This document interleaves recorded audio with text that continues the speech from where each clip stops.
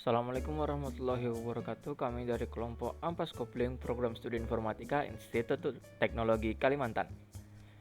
Berikut adalah nama-nama anggota kelompok kami. Yang pertama, saya sendiri Azan Suwandi dengan NIM 11 18 10 14. Lalu ada Anggara Aziz Saputra dengan NIM 11 18 10 12 dan juga Bani Arman Maulana dengan NIM 11 18 10 16, diikuti oleh Muhammad Rizky Al-Rahman dengan NIM 11 18 10 62.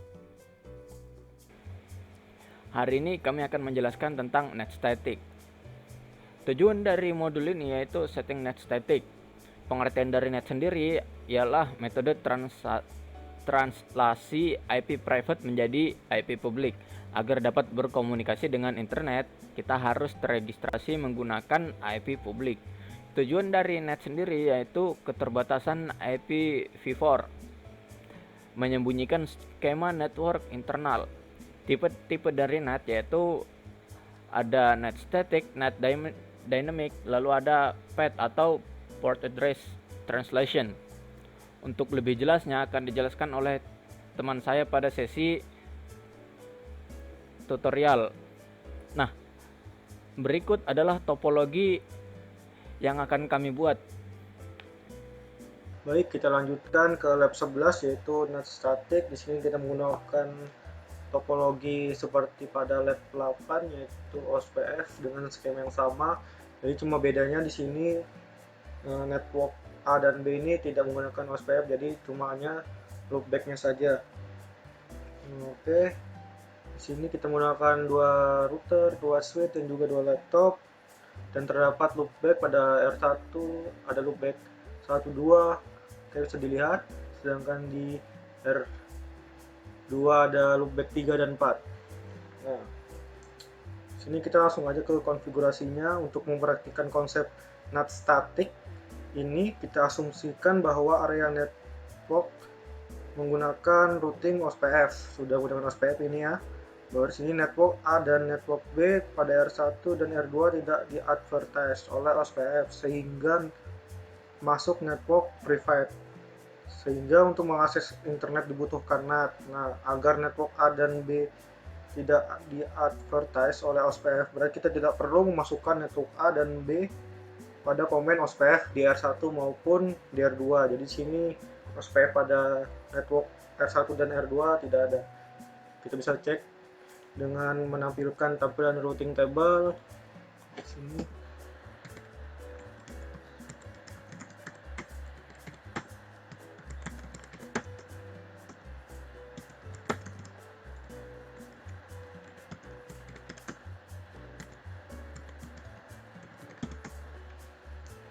So IP route.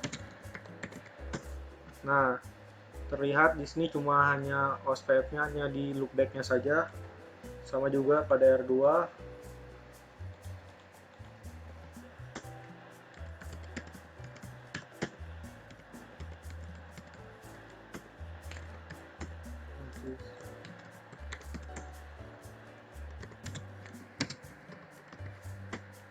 Oke, bisa dilihat. Oke, sekarang kita langsung setting NAT statiknya di R1 dan juga di R2. Di sini langkah sederhana setting NAT statik itu ada 3. Yang pertama itu tentukan interface NAT inset, lalu NAT outsetnya, lalu buat translasi NAT dari source private IP ke destination public IP. Oke, langsung saja kita setting NAT-nya. Kita terlebih dahulu masuk ke config. Oke, langsung add FA 0/0. Oke, di sini IP NAT inside.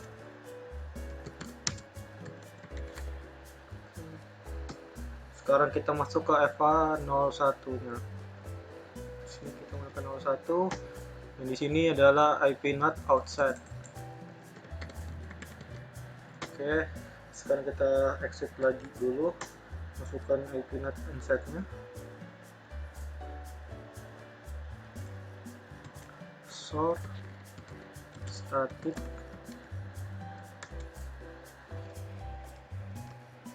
68.1.1 12.11.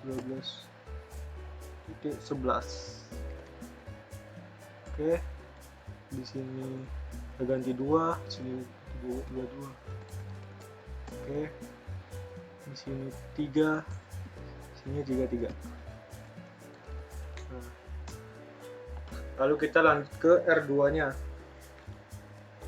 dengan config.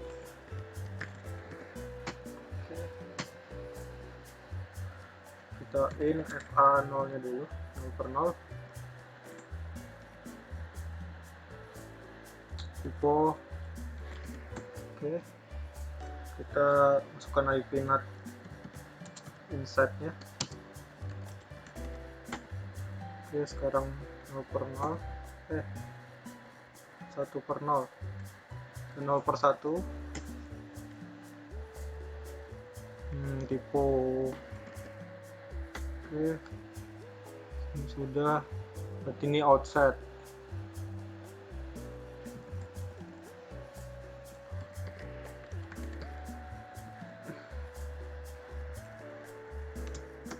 Oke, sekarang kita masukkan exit dulu. Ini IP NAT inside nya kita masukkan. Static 2.1, ini 44. Oke, kita cek dulu. Oke, ini 2, 55,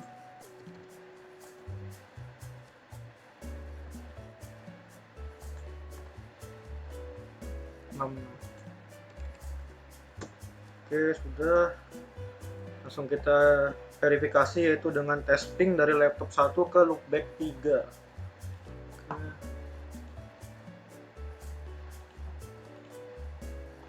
Oke, 72, 16. Oke.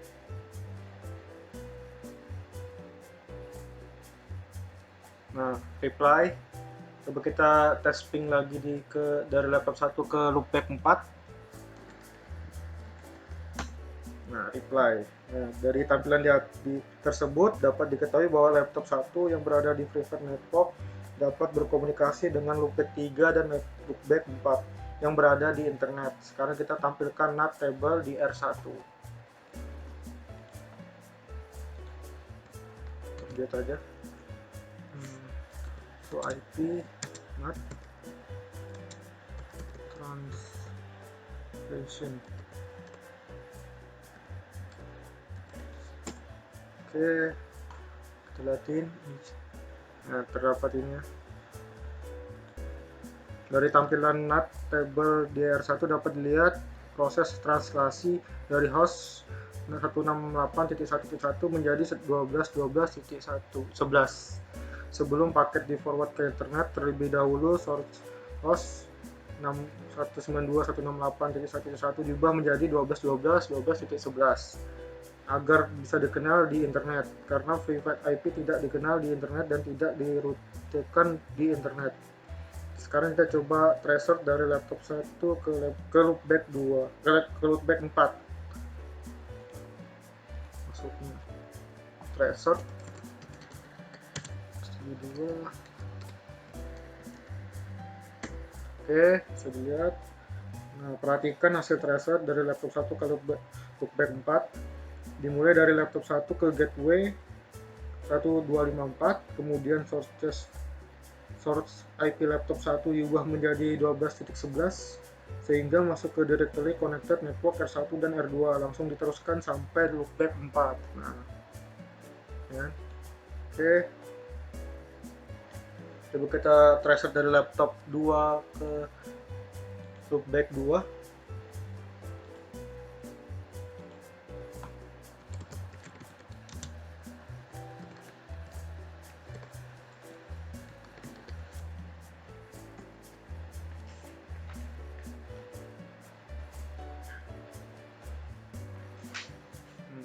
Oke, berhasil. Jadi itu saja dari NetStatic. Tujuan dari modul ini yaitu setting dynamic. Konsep dasar dari net dynamic sendiri yaitu termasuk type many to many net, IP private dalam jumlah banyak, kemudian ditranslate menjadi IP publik yang banyak juga dengan menyediakan sebuah pool IP publik. Kita tidak perlu melakukan translate satu persatu, cukup sediakan IP publik sesuai jumlah user yang akan terkoneksi oleh internet. Nah, berikut ini adalah topologi yang akan kami gunakan. Untuk lebih jelasnya, perbedaan antara static dan dynamic bisa kalian lihat pada sesi tutorial yang akan dijelaskan oleh teman saya. Baik, kita lanjutkan ke lab 12 yaitu net dynamic, yang dimana kita di sini menggunakan topologi yang sama pada sebelumnya, yaitu NAT static. Di sini ada 2 router dan 2 switch dan juga 2 laptop dengan IP juga yang sama, yang terdapat loopback 123 12 pada router 1. Nah, pada router 2 ada loopback 3 dan 4. Oke, langsung saja ke konfigurasinya. Di sini sama seperti NAT static ya, kita asumsikan bahwa area network menggunakan routing OSPF. Nah, di sini network A dan network B pada R1 dan R2 tidak di-advertise oleh OSPF sehingga masuk network privat. Sehingga untuk mengakses internet dibutuhkan NAT. Agar network A dan B tidak di-advertise oleh OSPF, berarti kita tidak perlu memasukkan network A dan juga B pada komen OSPF di R1 maupun R2. Di sini kita langsung cek aja, tampilkan routing tabelnya. Oke.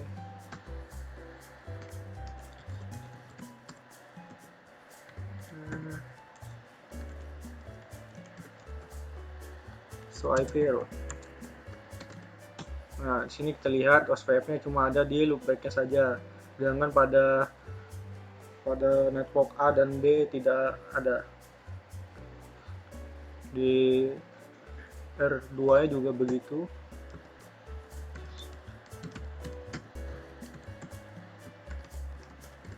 Oke, so IP route. Nah, oke, sama. Sekarang kita langsung setting NAT dinamiknya. Langkah sederhananya itu ada 5. Yang pertama kita tentukan dulu NAT inside-nya, lalu kedua NAT outside-nya, lalu ACL private network-nya, lalu public IP, dan terakhir buat translasi NAT dari source ACL ke destination pool public IP. Nah, langsung saja kita setting NAT-nya pada R1. Dengan cara kita masuk terlebih dulu config in EVA 0 per 0. Oke, masuk. Sekarang kita IP NAT inside.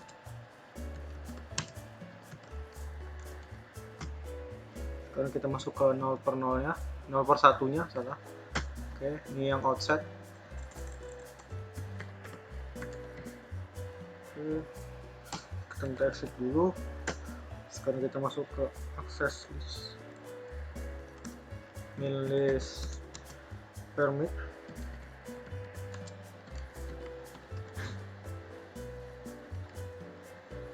Oh,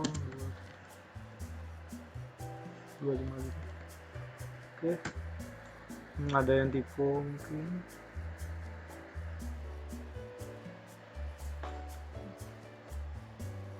Access list 1. Oh iya, lupa satunya.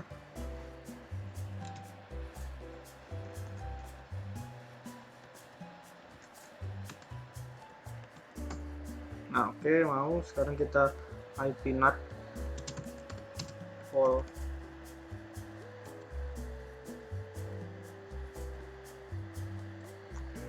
R1 11 20 net max-nya 255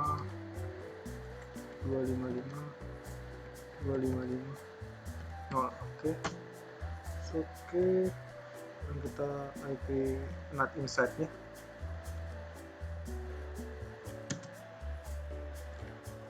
source list 1 pol R1. Oke, sekarang kita setting NAT dynamic di R2. Config. Ini NFA 0/0. IP NAT inside. 0/1. Ini outset. Oke, exit. Ini access. Minus 1 permit.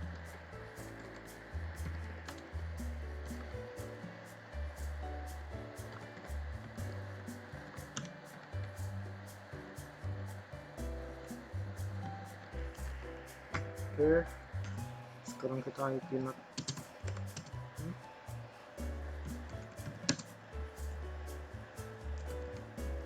R2 2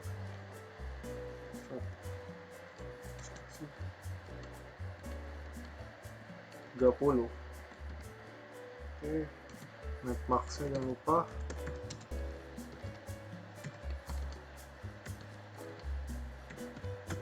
Oke, sekarang kita IP NAT inside spasi source list 1 pol R2. Oke, sekarang kita coba verifikasi testing dari laptop 1 ke loopback 2 ke loopback 3.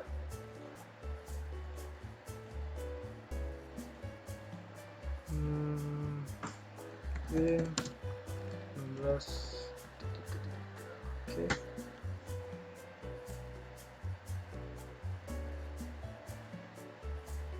saya terhubung. Coba kita ke loopback 4 juga sekalian. Oke, reply ya.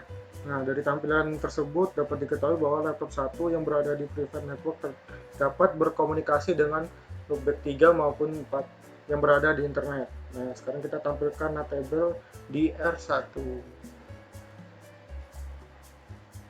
Lanjut aja. Oke, so IP NAT translations. Oke, di situ dapat lihat proses translasi dari host 192.168.1.1 menjadi 12.12.11 dengan tujuan host 172.16.44 dan 172.16.33 begitu. Sekarang kita threshold, coba threshold dari laptop 1 ke loopback 4.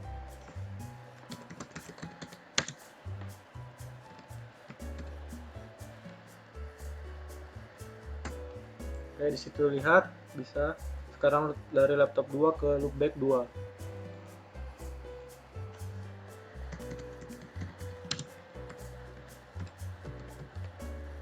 Oke.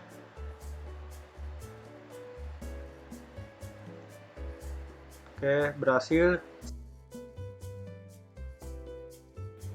Nah, tujuan dari lab ini yaitu setting pad. Simpel ya. Konsep dasar dari pad sendiri yaitu tipe net yang paling populer, termasuk tipe many to one net.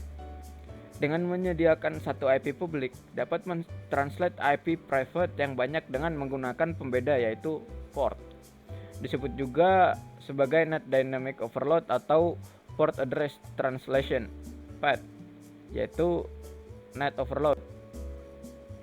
Nah, ini adalah topologi yang akan kami gunakan. Untuk lebih jelasnya akan disampaikan oleh teman saya pada sesi tutorial. Baik, kita lanjut ke konfigurasi dari lab 13 yaitu NAT Dynamic Overload atau PAT. Ya, kita lanjut aja ke konfigurasinya sama seperti sebelumnya. Kita menggunakan topologi yang sama yaitu 2 router, 2 switch dan juga 2 laptop. Lalu di sini konfigurasinya sama seperti pada NAT yang sebelumnya, yaitu di sini kita mengasumsikan bahwa area network menggunakan routing OSPF dan network A dan network B pada R1 dan R2 tidak di-advertise oleh OSPF sehingga masuk network privat. Nah, sehingga untuk mengakses internet dibutuhkan NAT. Nah, agar network A dan B tidak di-advertise oleh OSPF, berarti kita tidak perlu memasukkan network A dan B pada komen OSPF di R1 maupun 2. Di sini kita tidak menggunakan network A dan B pada OSPF-nya ya. Jadi kita langsung cek aja terlebih dahulu untuk memastikan. Nah, ini ntar cocok. Oke. Dengan cara show IP route ya. Nah, terlihat di sini hanya OSPF-nya ada pada loopback-nya saja. Begitu pula juga pada R2.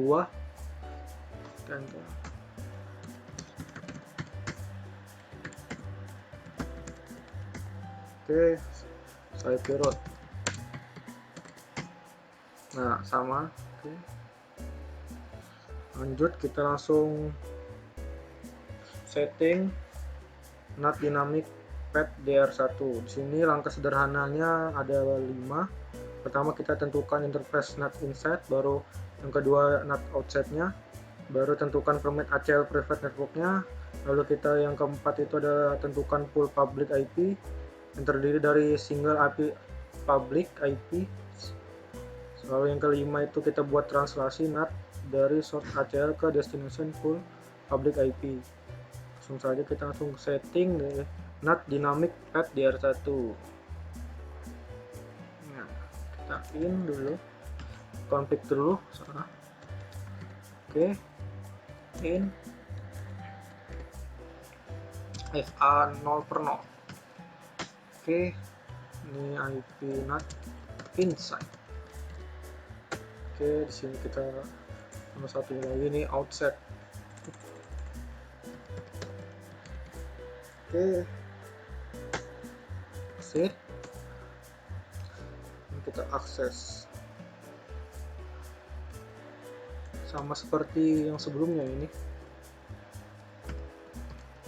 cuma hanya beda sedikit saja. 8 2 1.0 255. Oke,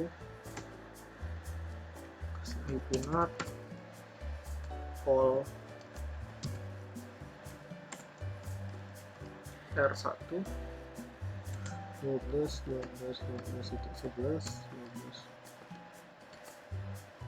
titik 11 netmaxnya jangan lupa 255 titik 0. Oke, sekarang IP insert lagi, IP insert source list 1 all overload.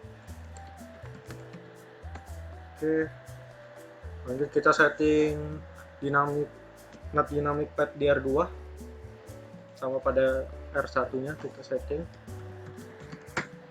Oke, masuk sudah. Sekarang kita masuk interface FA 0/0. Ini IP NAT inside, yang ini outside.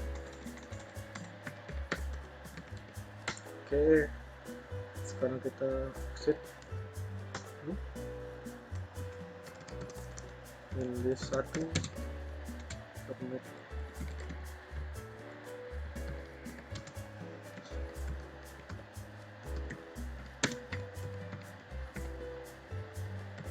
lima.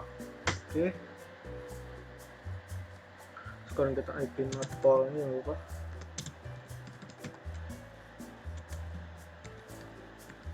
R2. Oke. 22 ini 12 22 255 titik 255 titik 255. Jangan lupa tulisan netmax-nya. Oke. Loh. Ulang-ulang kita tadi. IP NAT pol 2 R2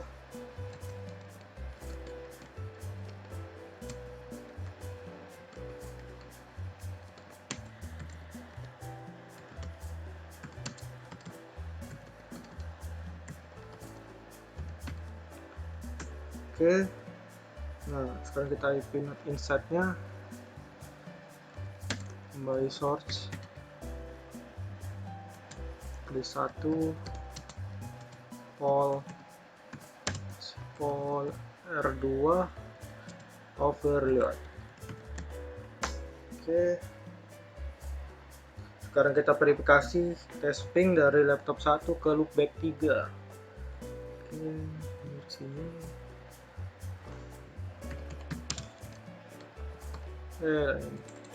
Di 2 16.3.3. Oke.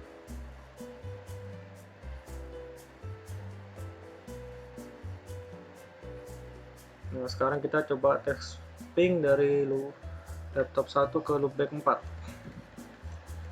Nah, oke. Dari tampilan tersebut dapat diketahui bahwa laptop 1 yang berada di private network dapat berkomunikasi dengan loopback 3 dan 4 yang berada di internet. Sekarang kita tampilkan NAT table di R1.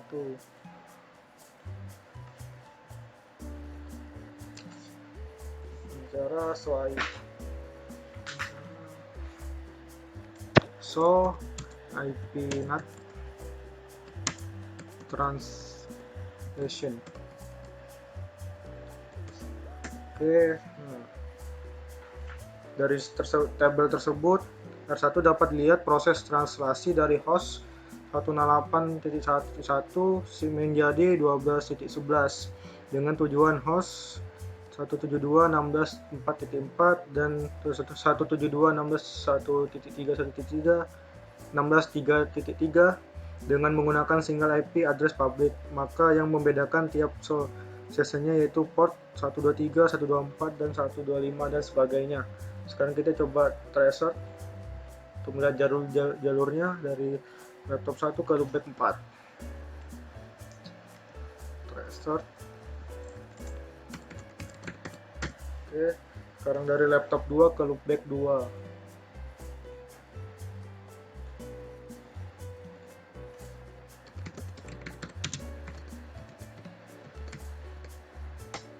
Oke.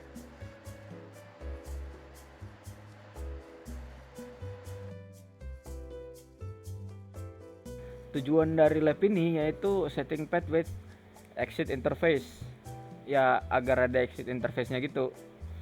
Konsep dasarnya mirip-mirip seperti yang sebelumnya. Tipe net yang paling populer termasuk tipe many to one net dengan menyediakan satu IP publik yang dapat mentranslate IP private yang banyak dengan menggunakan pembeda, yaitu port. Disebut juga sebagai NAT dynamic overload atau port address translation path atau net overload.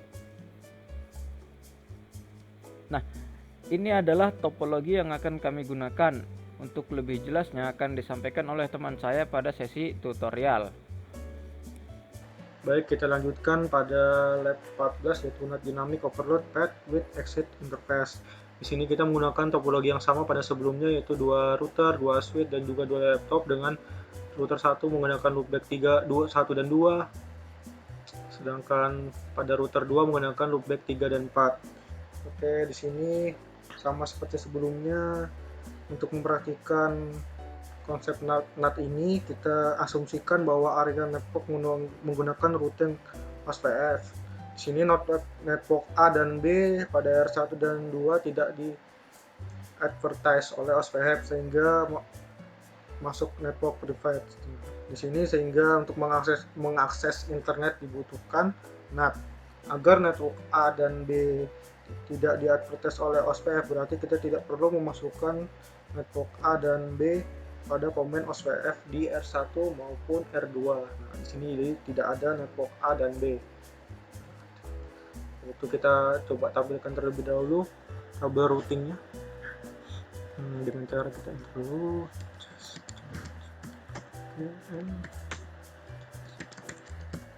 Oke, dengan cara ke IP route.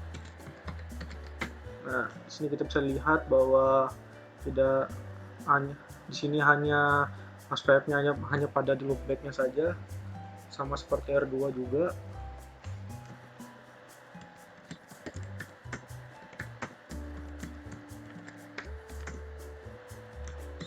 Route. Nah, sama ya. Oke. Langsung saja di sini kita langsung setting NAT dinamiknya. Di sini langkah sederhananya ada 5. Yang pertama kita tentukan terlebih dahulu interface NAT inside, lalu NAT outside-nya, baru yang ketiga itu permit private network-nya, ACL private network-nya. Lalu kita tentukan interface public FA 0/1. Lalu yang terakhir buat translasi NAT dari source ACL ke destination interface public. Nah, langsung saja kita ke setting NAT dynamic path di R1. Oke. Ini kita masuk config. Baru kita interface-nya in aja biar singkat. FA 0/0. Oke. Di sini kita masukkan IP NAT inside-nya seperti langkah sederhananya tadi. Sekarang kita masuk ke FA 0/1 yang di sini outset. Oke, sekarang kita exit dulu. Seperti langkah yang sebelumnya, kita masukkan ACL-nya. Permit.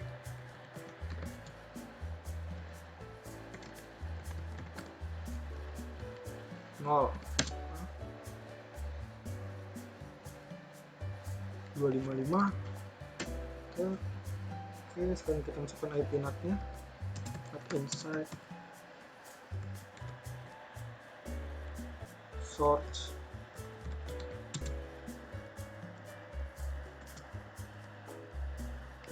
Source list 1. Interface.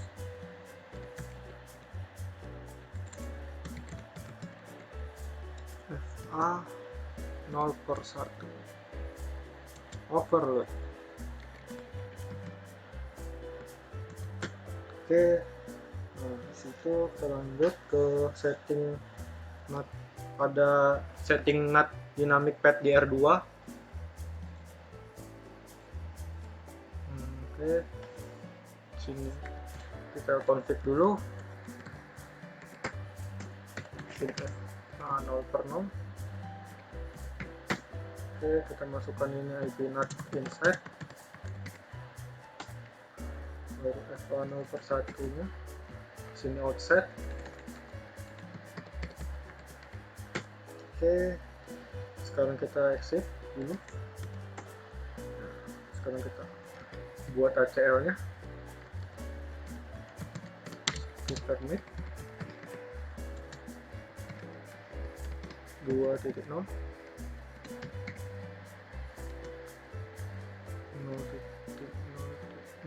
255.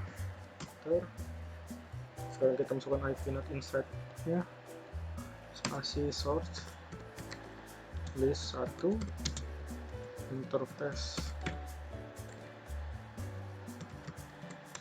0/1, FA nya jangan lupa, overload. Oke, sudah. Sekarang kita melakukan verifikasi. Yang pertama testing dulu dari laptop 1 ke loopback 3 dan juga loopback 4. Oke, ping 72.16.3.3. Reply. Coba kita tes ping loopback 4-nya. Reply juga. Nah, dari tampilan tersebut dapat diketahui bahwa laptop 1 yang berada di private network dapat berkomunikasi dengan loopback 3 dan 4 yang berada di internet. Nah, sekarang kita tampilkan NAT table-nya pada R1. dengan cara show IP NAT translation. Oke, dari tampilan NAT table DR1 dapat dilihat proses translasi dari host 198.168.1.1 menjadi 12.12.11 dengan tujuan host 172.16.4.4 dan 172.16.3.3 dengan menggunakan single IP address public, maka yang membedakan tiap sessionnya yaitu port address, contoh 155, 156, 159 dan sebagainya. Sekarang kita coba traceroute dari laptop 1 ke loopback 4 dan juga traceroute dari laptop 2 ke loopback 2. Laptop 2 ke loopback 2 maksudnya. Oke. Traceroute dulu ke loopback 4. Oke, baru ini dari sini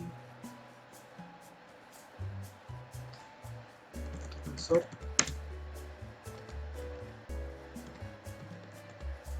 Oke, complete ya. Itu saja, sekian dan terima kasih, kurang lebihnya mohon maaf. Wassalamualaikum warahmatullahi wabarakatuh.